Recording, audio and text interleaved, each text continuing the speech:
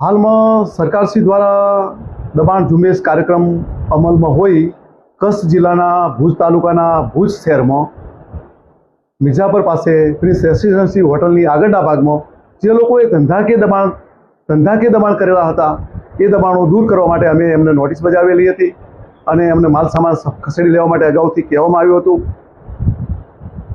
અને આજરોજ સવારથી આ કાર્યક્રમ શરૂ કરી નગરપાલિકા કાર્યપાલક ઇજનેર ભાડા પોલીસ બંદોબસ્ત સાથે આ કાર્યક્રમ શરૂ કરવામાં આવ્યો।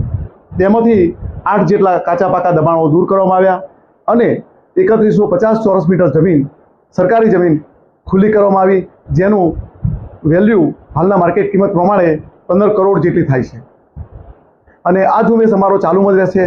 રોડ ઉપરના જે તદ્દન કોમર્શિયલ દબાણો છે, જે ધંધાદારી છે, ધંધો કરી અને પૈસા કમાવા માટે કરેલા છે, તેવા દબાણો દૂર કરવા માટેની સરકારની સૂચના છે, કલેક્ટર સાહેબની સૂચના છે, નાયબ કલેક્ટરની સૂચના છે। એ મુજબ અમે અમારી સંયુક્ત ટીમ મારફતે આ કામગીરી કરી રહ્યા છીએ અને આવનારા સમયમાં પણ અમે કરવાના છીએ। જે લોકોએ આવા ધંધાકીય દબાણો કર્યા છે અને રસ્તાને અગવડરૂપ છે એને અમે દૂર કરશું। બસ કેટલી નોટિસની વજવણી થઈ હશે?